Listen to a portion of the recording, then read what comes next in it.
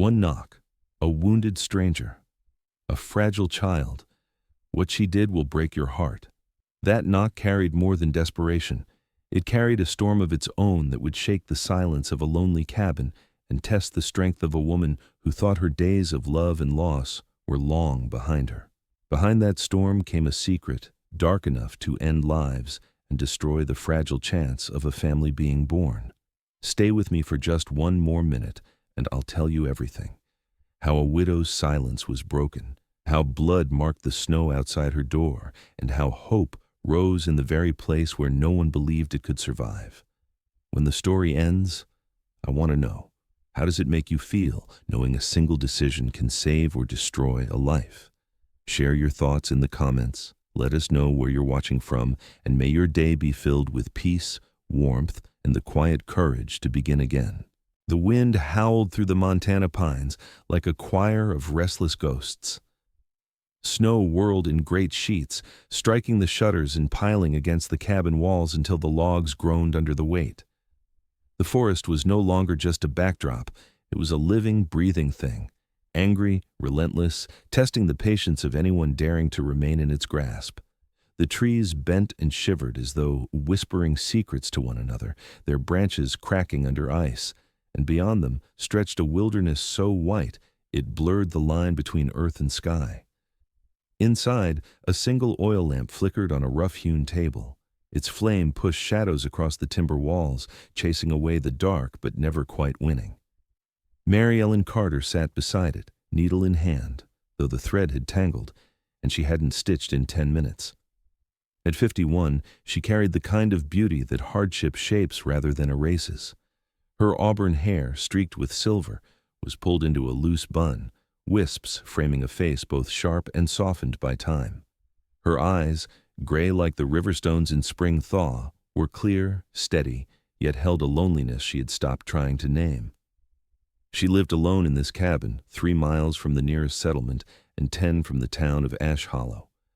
Her husband, Tom Carter, had died 15 years earlier when a logging accident crushed his chest, leaving Mary childless and widowed at 36. For years she had told herself she stayed because she was stubborn, because the land was theirs, because no one could drive her away. But the truth was simpler and crueler.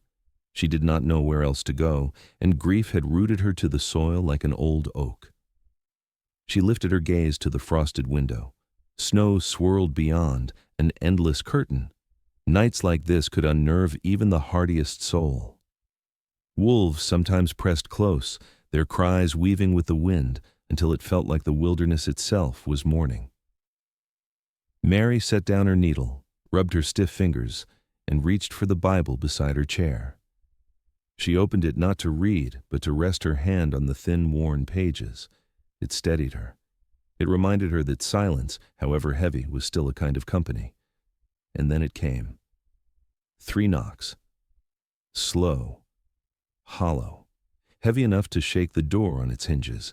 Her head jerked toward the sound. At this hour, in this storm. Visitors did not appear by chance. Her breath shortened. Old instincts told her to fetch the rifle propped by the hearth. She rose, heart pounding, the lamplight quivering with her movement.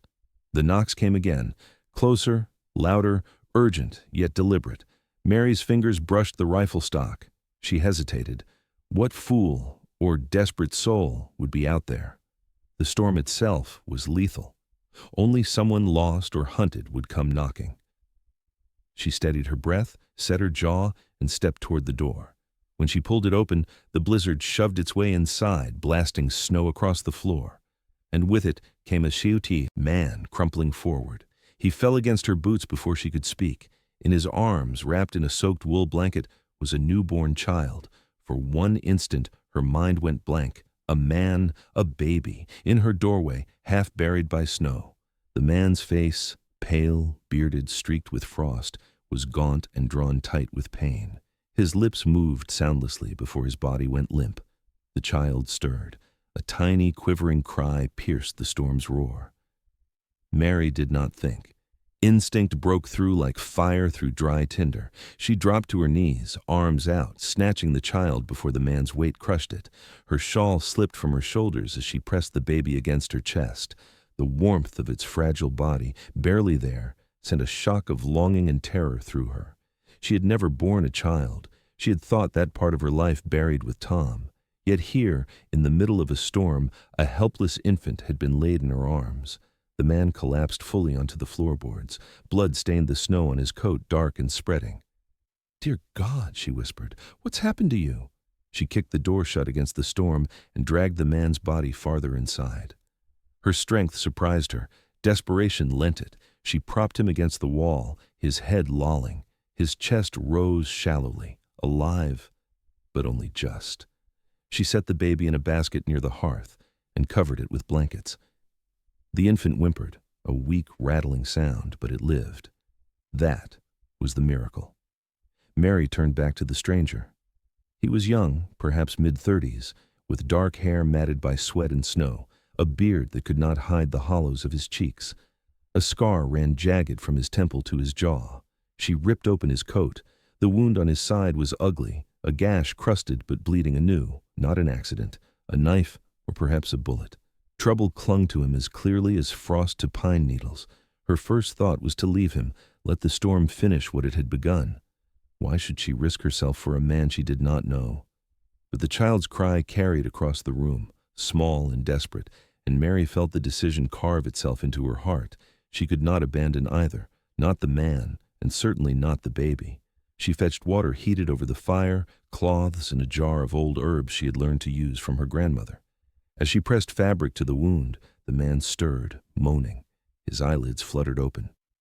"Luke," his voice cracked like ice. Luke called her. Then his gaze shifted, not to Mary, but to the basket where the baby lay. His eyes softened. He tried to reach out, but weakness dragged his arm back. Mary's breath caught. She had expected violence, resistance, suspicion. Instead, she saw a father's love, raw and unguarded. Instead of pointing her rifle, she found herself kneeling beside him, fighting for his life. The baby whimpered again. Mary touched the tiny cheek with her finger. Warm, but fading. She wrapped the child tighter, pressed it closer to the fire. Her heart ached. She remembered nights long ago when she and Tom had spoken of children, what names they might choose, how the cabin would ring with laughter instead of silence. Those dreams had ended before they began. Yet now, as the infant's fragile breath brushed against her, something in her stirred awake. The man, Luke, he had said, murmured again. Words slurred, names half-formed. Ada. Samuel. Forgive me. His voice drifted into incoherence. Mary frowned, unsettled. Who was Ada? Was Samuel the baby? And forgive him for what? The storm raged on outside, battering the windows, demanding entry. Inside, Mary moved between fire, cradle, and wounded man. Sweat slicked her temples, though the air was cold. She fought to keep the baby warm, to keep Luke alive, to keep fear from swallowing her.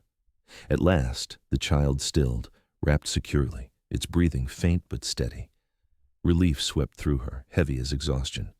She turned back to Luke, who had slumped sideways. His wound was bound for now, but she knew the night would decide whether he survived. She leaned against the table, staring at them both. A stranger and his child, delivered to her door by storm and fate. Her cabin, silent for so many years, now pulsed with fragile life. The lamp guttered. Snow hissed at the window panes. Mary closed her eyes, whispering to the God she hadn't prayed to in years. Lord, what do you want from me? What am I to do? The fire snapped. The baby shifted. The man groaned. Mary opened her eyes. She knew only this: the life she had guarded in solitude had ended the moment those knocks sounded.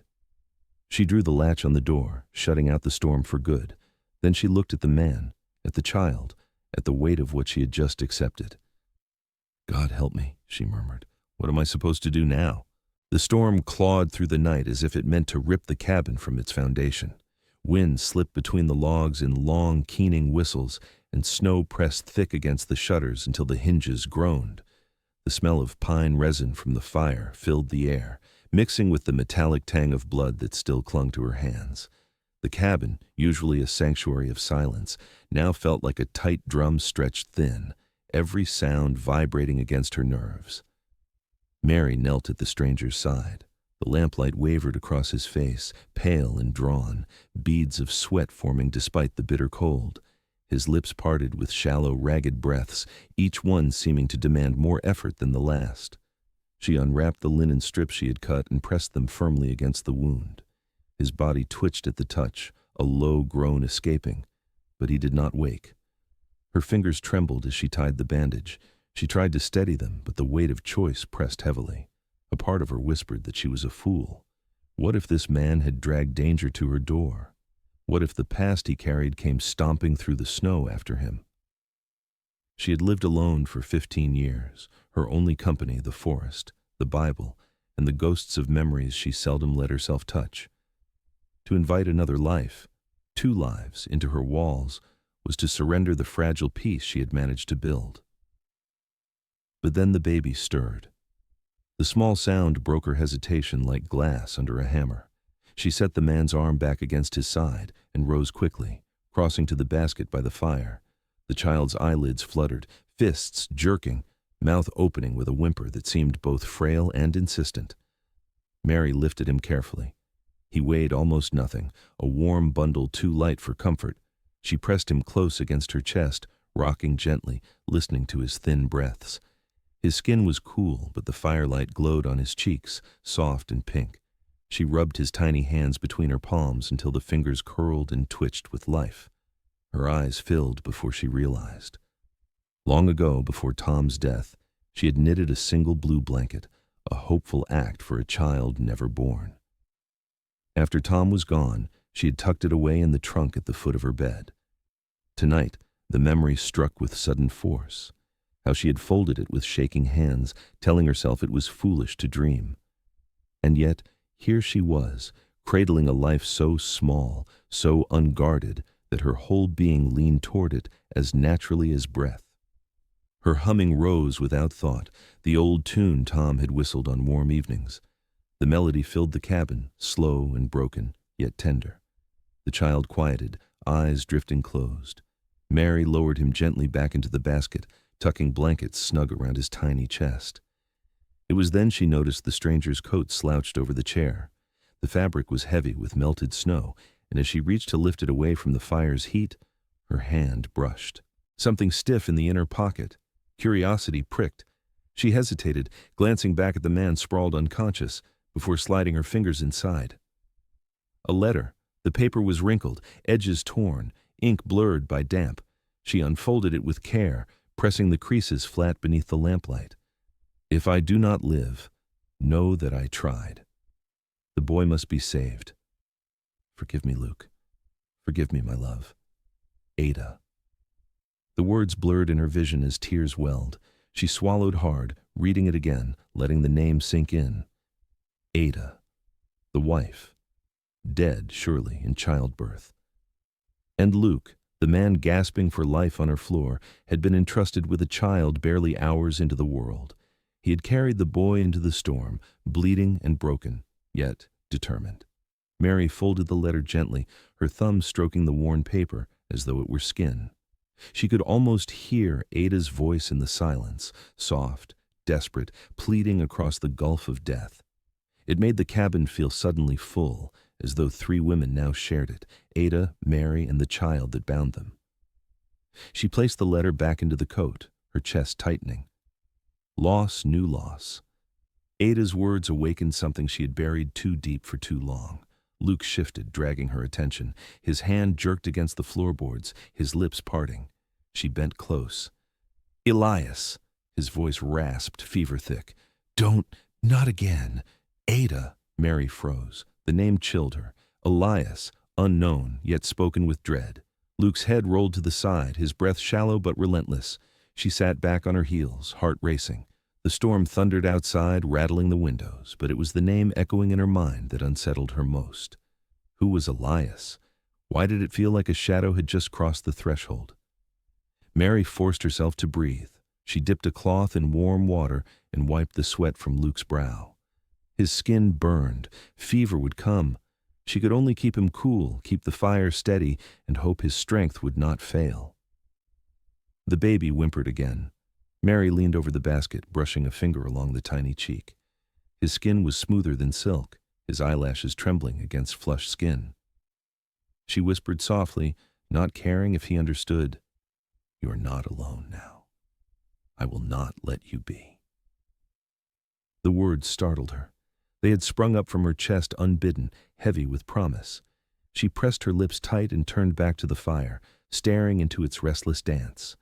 The storm shrieked, shaking snow from the roof in heavy thuds. She imagined footsteps hidden in that noise, imagined the shadow of Elias moving among the pines.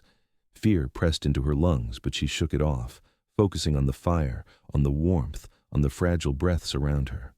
The cabin seemed to pulse with life. Each crackle of flame, each groan of timber, each sigh of the sleeping child wove together into a rhythm that Mary felt in her bones. For 15 years, she had lived with silence. Tonight, silence was broken, replaced by something she had not dared crave again: belonging. But belonging was fragile. She knew it. She leaned on the table, staring at Luke's still form, at Samuel nestled near the hearth. The storm pressed harder against the walls, and in its howl she heard the whisper of inevitability. The past was not a thing that stayed buried. It clawed its way forward like the wind through the cracks. Mary closed her eyes, one hand resting gently on the rim of the basket. Samuel's breathing steadied beneath her palm. She whispered to herself, voice trembling, "Lord, don't let me lose him. Not like this." The fire snapped, throwing sparks up the chimney. Beyond the window, something cracked sharply, a branch perhaps, or something heavier. Mary's head turned. For an instant, she thought she saw movement in the snow's blur. Her heart leapt. She clutched the shawl tighter, eyes darting between the door and the sleeping child. The storm gave nothing back but its roar, yet she could not shake the chill that someone or something was near. The storm had broken with the dawn, but its echo lingered. Outside, the Montana wilderness lay buried beneath a vast white shroud. Pines bent low beneath the weight of snow, their branches creaking like ancient bones. A hush stretched over the forest, not peaceful, but heavy, as if nature itself held its breath. Inside the cabin, that silence pressed close, amplifying every sound: the pop of resin in the fire, the faint rattle of shutters, the soft, uneven breath of a man who hovered between life and death. Luke lay on the cot, his body still gaunt, his face pale beneath the wavering firelight.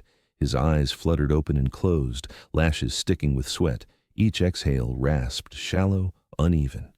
Mary sat at his side, cloth in hand, her movements careful and steady. She could see in him more than just pain. Grief was etched deep, as if sorrow had carved its signature into the very lines of his face. "Luke," she said quietly. His name felt strange on her tongue, as if speaking it admitted she had accepted him into her world. His lips moved, and she bent closer. "Ada." The name slipped out, faint and trembling, carrying a weight that made Mary's chest tighten. His voice broke into jagged fragments. She's gone. I held her, blood everywhere. I couldn't." He choked, the words fracturing into silence. Mary's throat ached. She had already guessed, but hearing it left no room for denial. She laid a hand on his trembling fingers. "You did what you could," she whispered, though both of them knew his guilt would never lift so easily. A cry rose from the hearthside basket. The infant stirred, his voice frail but insistent. Mary rose quickly, gathering Samuel in her arms. His skin was pale, his breath short and shallow, each one a plea. She pressed her cheek against his downy hair, murmuring to him, swaying gently. The warmth of his tiny body seeped into her, fragile but undeniable, and something long dormant stirred within her chest. Luke's eyes followed, filled with a storm of gratitude and shame. He tried to push himself up, arms reaching toward the child, but weakness pulled him back. "He only quiets for you," he rasped. Mary rocked the baby, eyes never leaving Luke's. "That's not true." Yet she knew it was. The boy's fist closed tightly around her finger, as though he had chosen her. That truth was both terrifying and tender. The day crawled forward, the pale winter sun shifting shadows across the floor. Mary kept the fire alive, checked Luke's bandages, and fed Samuel drops of milk warmed with herbs. The cabin, once so still, now pulsed with fragile life. And yet unease coiled beneath the surface, as if the storm outside had only changed form and seeped in. It was near dusk when another knock sounded at the door. 3 sharp raps, firm, too deliberate to be a chance. Mary's breath caught, and Luke stiffened, his hand clutching at the blanket. The baby whimpered, sensing the tension. She lifted the rifle, her pulse quickening. Snow swirled in when she cracked the door open, and a tall figure filled the threshold. His coat was dusted white, his broad shoulders carrying the weight of authority. A brass star pinned to his chest glinted in the lamplight. "Evening, Mary Ellen," he said. His voice was steady, low, and commanding. Mary's jaw tightened. Marshal Danner. Walt Danner, 60 years old, stood with the presence of a man who had spent decades holding law on his shoulders. His beard, mostly gray, framed a face lined deep by wind and time. His eyes, dark and sharp as river silt, scanned the cabin before landing on Luke. Luke's breath hitched. "Marshal," he muttered. Walt stepped inside, brushing snow from his boots. His hand rested near his holster, not threatening, but not far from caution either. "Luke Calder," he said evenly. "Word's been running through town. Some say you're hiding, some say you've brought trouble." Mary stood straighter, Samuel pressed to her chest. "He's wounded. He came here in the storm, that's all." Walt's gaze softened when it landed on her. "Mary, you've always spoken plainly, and I respect that. But whispers are louder than truth these days. Folks think he's running. And if Elias Danner's name comes into it," his voice dropped, heavy. "Blood calls to blood." The name chilled the air. Mary felt her stomach twist. Luke's face turned ashen, eyes dark with dread. Walt tipped his hat. "Be careful." He turned and stepped back into the snow, closing the door with a final thud. The silence left in his wake weighed heavier than the snow on the pines. Luke's body sagged. His voice broke. "He's right. I ran. I had no choice." His eyes met Mary's, filled with torment. "I saw Elias kill a man, saw him bury it in threats and blood. If I'd stayed, Samuel and I would be next. And now—" He swallowed hard, his whole body trembling. "Now he'll come. He won't let me go. He won't stop until we're buried too." Mary held Samuel closer. Fear coursed through her veins, but so did resolve. She looked at Luke, not just the broken man, but the father who had dragged himself through a storm for his child. "You did what you had to do." Luke shook his head, eyes hollow. "It won't matter. Elias doesn't forgive. He'll find me. He'll find us." As if to punctuate his words, Samuel began to cry, loud, raw, insistent. Luke tried to push himself upright, arms stretching for his son, but his strength collapsed beneath him. He fell back, breath ragged, hands empty. Mary moved quickly, gathering Samuel into her arms. She pressed him close, rocking by the fire. Her voice dropped into a low hum, soft as wind through pine needles. Slowly, his cries dulled to whimpers, then faded into silence. She kissed the boy's temple, eyes fixed on the firelight, and then she whispered words meant not just for the child, but for the man who could not hear them. "He knows his father cannot comfort him, but he also knows another heart will." The fire snapped, throwing sparks into the air. Luke's face lay half in glow, half in shadow, torn between truth and fear. Outside, the wind rose again, carrying with it the promise of footsteps yet to come. The snow had begun to melt in patches, leaving the ground damp and heavy, the scent of thawed earth rising like a secret long buried. The cabin no longer groaned beneath the weight of storms. Instead, the wind whispered softer now, brushing the pines with something almost like mercy. Mary found herself standing at the threshold one morning, watching sunlight creep timidly through the trees. She realized she had not welcomed a dawn in years, not until now, when the cabin pulsed with the fragile rhythm of new life. Inside, Luke was bent over a rough wooden beam, hammer in hand. His shirt clung to his shoulders with sweat despite the cold. Every strike echoed sharp and sure, as though he was nailing his will into the very walls. He glanced up once and caught Mary's gaze. A faint, weary smile crossed his face, one that did not erase his pain but showed he still had strength to lend. Samuel gurgled from the cradle near the fire, tiny hands curling and uncurling, and for the first time, Mary thought the cabin looked less like a tomb and more like a home. They worked side by side in those days. Luke split logs, Mary stitched curtains from old flour sacks. Samuel's cries threaded through their hours like a chorus. Evenings were quieter, Mary mending by lamplight, Luke oiling the rifle, Samuel drifting to sleep in her arms. Slowly, the silence that once felt heavy with grief now seemed filled with possibility. One evening, when the fire glowed low, Mary set aside her mending. Her hands trembled slightly as she spoke. Luke, we should think of Samuel's name, a proper name, and a proper home. Luke lifted his head. Shadows marked the scar on his jaw, deepening its harshness. He has a name, he said, voice soft. Samuel.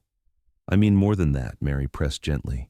He deserves to be claimed, to be known in the world. Papers, a name that cannot be questioned. Her eyes met his steady, unwavering. I mean marriage, Luke, yours and mine. The words hung in the air, not spoken with romance, but with a fierce practicality born of love for the child. Luke's hand stilled over the rifle stock. His breath caught. You'd take a man like me, Mary, with everything whispered against my name? Mary looked down at Samuel, asleep and peaceful in her arms. I'd take what keeps this boy safe, and what keeps us standing. She paused, her voice softened, almost breaking. Besides, perhaps I'm not afraid to have someone by my side anymore. For a moment, silence filled the room. Then Luke nodded, his jaw tight.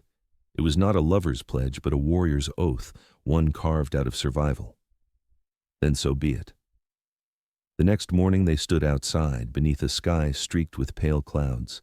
Mary's auburn hair caught the light, silver glinting among the strands. Luke's coat was worn, his boots scuffed from hard miles, but his eyes, dark, wounded, were steady as they rested on hers.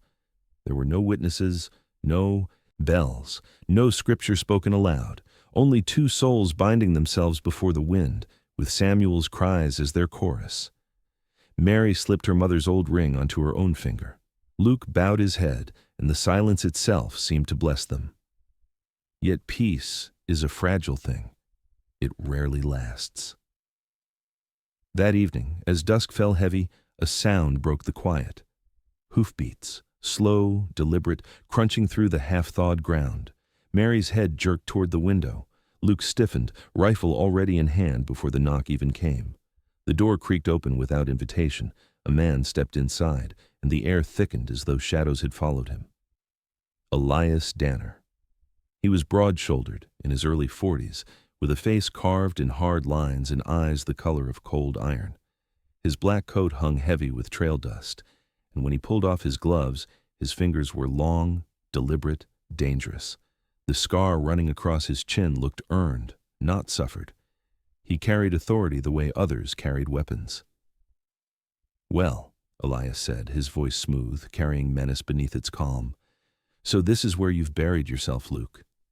His gaze flicked to Mary, then the child. How touching. Mary's heart thundered. She tightened her hold on Samuel. Luke stepped forward, rifle angled but not yet raised. You're not welcome here, Elias. Elias chuckled low. Still quick to posture, but you can't posture away the truth, can you? The whole county thinks you're a traitor, a man who turned against his own blood. And me? I'm the one who's going to make sure they never forget it. Mary felt the room tilt. Betrayal? The word dripped like poison. She looked at Luke, searching his face. His scars seemed darker, his eyes storm-tossed. You twist the truth to suit yourself, Luke said, voice ragged but sharp. You always have. Elias leaned closer, his shadow falling across the firelight. You betrayed men who trusted you. You betrayed Ada, and now you hide behind this widow and her child. But I'll be back, Luke, and when I return, I'll take what you've stolen and leave you nothing but ash. He stepped back into the doorway, wind tearing at his coat, his eyes locked on Mary, cold and merciless. You'll learn, ma'am. He's not the savior you think, and when I come for the debt owed, I don't miss. The door slammed shut behind him, and the echo rolled through the cabin like thunder. Mary's knees trembled, but she held Samuel tighter, the baby stirring against her chest. She turned toward Luke, who stood rooted by the door, rifle clenched so tight his knuckles whitened. The fire snapped, sparks leaping, shadows bending. Outside, the wind howled again, fierce and relentless, as though the forest itself had heard the threat and mourned what was to come.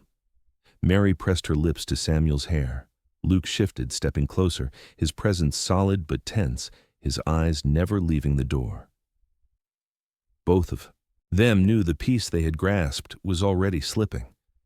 War had not yet begun, but it was waiting, breathing just beyond the threshold. The storm struck the valley like a fury unleashed. Wind roared down from the ridges, rattling the shutters and hammering the roof until the beams groaned. Snow drove sideways, relentless, piling in swirls against the door as though trying to bury the cabin whole. The sky was a void of white and black, thunderous in its silence, broken only by the shriek of wind through the pines. Inside, Mary's world narrowed to the sound of Samuel's cries. The boy whimpered in her arms, his small body twisting against the wool blanket. She pressed him close, murmuring a lullaby that quavered on her lips, though the storm swallowed the tune.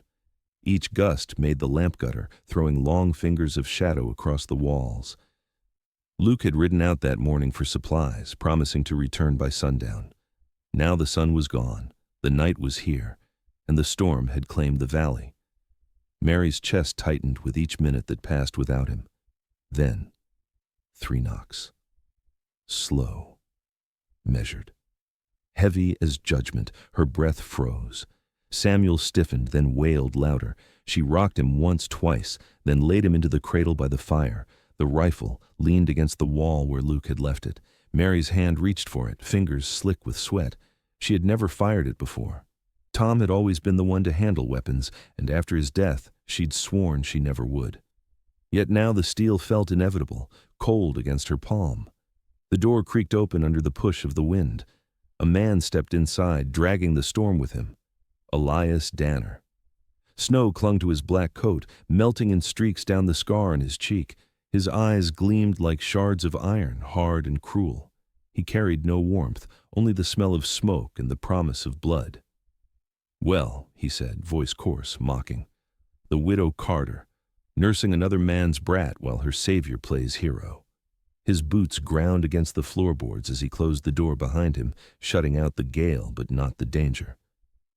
Mary raised the rifle. Her arms trembled, the barrel wavering. Elias chuckled low, cruel. "You think you can stop me? I can smell the fear on you. Women like you never pull the trigger." Her heart pounded. Tom's face rose in her mind. Tom crushed beneath timber, his blood on her hands, her helplessness screaming inside.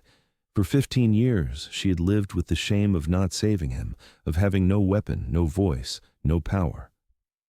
Samuel whimpered from the cradle, his small cry slicing through the memory. Not again. Not another life lost while she stood still. Her fingers squeezed the trigger. The shot cracked through the room like thunder. The recoil slammed against her shoulder, jolting her bones. Smoke burned her nose. Elias staggered back, a guttural cry tearing from his throat as he clutched his shoulder. Blood spread dark against the fabric, hot and shocking against the cold storm air. For one suspended heartbeat, Mary could not move. The world tilted, her breath shallow, her body quaking. She had done it. She had fired. Elias's face twisted, not with defeat but with fury. His hand shot to the knife at his belt. "You'll regret that," he spat, eyes blazing. Mary's knees nearly buckled, but she stood her ground, rifle shaking in her grip.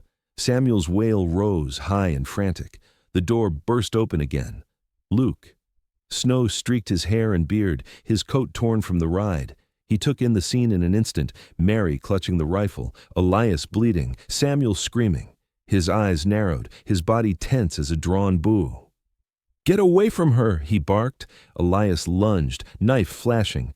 Luke met him head on. Their bodies crashed against the table, knocking it aside. The lamp swayed dangerously, its flame flickering. Wood splintered as Elias swung, the knife catching the edge of the wall. Luke's fist drove into his ribs. Elias staggered, then rammed his shoulder forward, driving Luke into the floor. Mary's breath caught. The rifle was empty, the shot spent. She could only watch, Samuel's cries piercing the storm outside. Luke grappled with Elias, muscles straining, their boots skidding across the planks. The knife slashed, grazing Luke's sleeve, tearing cloth but missing flesh. Luke grunted, twisting Elias's wrist until the blade clattered to the floor. With a final surge, Luke slammed him against the wall, fist connecting with his jaw. Elias dropped to his knees, blood streaming from his lip. Luke snatched a coil of rope from near the hearth and bound his wrists tight, pulling until Elias cursed. The man sagged, gasping, eyes still smoldering with malice. "You think this is the end?" Elias hissed. "I don't fight alone. Others will come. You can't hide forever." Luke's jaw tightened, but he said nothing. He dragged Elias to the corner, leaving him bound like a beast. Mary rushed to Samuel, gathering him close. His cries softened against her breast, though her own tears fell freely. Her shoulder ached from the rifle, her body trembled, but inside her chest burned something fierce and unyielding. Luke straightened, breath ragged, knuckles raw and bleeding. He looked at Mary, really looked, the storm and the fight stripping away every barrier. In his gaze was gratitude, grief, and something deeper, something that had been waiting. "It's done," he said, voice low. "He won't hurt you. Or the boy." Mary clutched Samuel tighter, rocking him gently. The fire popped, the storm outside raged, but inside the cabin there was a hush that felt sacred. Luke crossed to the table, pulling a small wooden box from his satchel. His hands trembled as he opened it. Inside lay a gold band, worn and dulled with years. "This was Ada's," he whispered. "That's all I had left of her. But holding on to it as hers alone has kept me chained to grief. Tonight I know I cannot live in the past any longer." He took Mary's hand, calloused fingers folding around hers. He placed the ring in her palm, his touch lingering. "You're the reason I'm still breathing. You're the reason Samuel has a chance at life. You are the reason I fight." Mary's throat closed, words strangled by the weight of his confession. The ring was cold in her palm, yet her hand burned as though lit from within. She thought of Tom, of the wedding band she never wore, of the years of silence that had defined her. Now, here, in this storm, another man placed a ring in her hand, not to erase the past, but to build a future. Samuel sighed in his sleep, as if sensing the shift. Elias groaned in the corner, bound but unbroken, his presence a shadow against the light, yet even he could not smother the truth that had taken root in the room. Something new had begun. Mary closed her hand around the ring. Her voice trembled, but her eyes did not falter. "Then let us see," she whispered, "what we are meant to build." The storm raged on, pounding the cabin, but inside, amidst the firelight and the cries of a child now soothed into slumber, hope burned brighter than fear. The dawn broke gray and cold, a thin veil of mist still clinging to the valley like a ghost reluctant to leave. Mary stood at the threshold of the cabin, shawl wrapped tightly around her shoulders, watching the deputies lead Elias away in irons. The man spat curses over his shoulder, his breath pluming in the frosty air.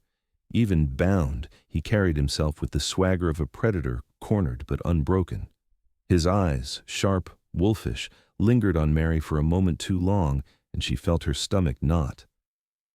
"Enjoy your peace while it lasts," Elias growled, his voice coarse, scraping against the silence. "Men like me don't stay gone forever." Marshal Walt Danner tugged him forward, the iron star on his chest catching the pale light of morning. Snow crunched beneath his boots. The marshal, weathered with years, gave Mary a firm nod as he passed. His gray mustache twitched, but his eyes held steady. "He'll stand trial. You have my word." The cabin door closed with a groan of old wood, shutting out the sound of hooves receding into the distance. Yet the echo of Elias's words clung to Mary like a chill she could not shake. Luke placed a hand on her shoulder, warm, steady, grounding. "He's gone, Mary," he murmured, "at least for now." She exhaled slowly, as if the breath might carry away some of her fear. For the first time in weeks, the valley seemed still. But the silence was fragile, like glass poised to shatter at the faintest touch. That night, the fragile calm collapsed. Samuel's fever came swiftly, rising like wildfire. His cheeks flushed crimson, his small chest heaved with ragged breaths, and sweat soaked the blanket wrapped around him. His tiny fists clenched and unclenched as though wrestling with some invisible foe. Mary knelt at his side, damp cloth pressed to his brow. Her hands trembled. It was Tom all over again, her husband's face pale in the final hours, her hands helpless, prayers unanswered. Not Samuel, too. God, not this child. She forced her mind to focus, rifling through the old cedar chest where her mother's things still lingered. Jars of dried herbs, roots bundled in twine, recipes written in faded ink.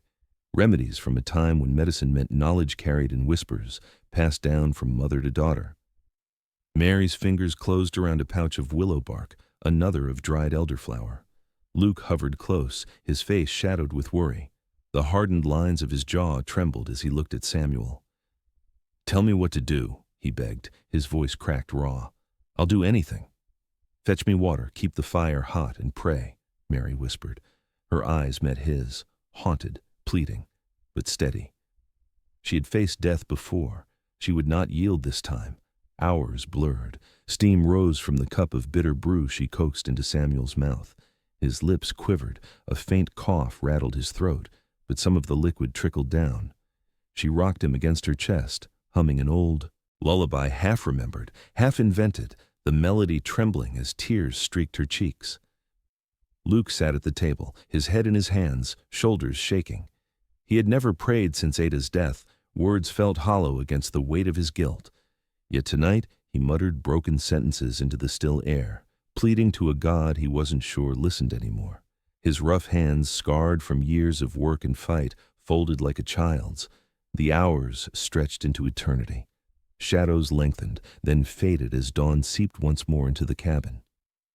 Samuel stirred. His breath, though shallow, eased. The flush on his cheeks began to cool. His small fingers curled into the fabric of Mary's dress.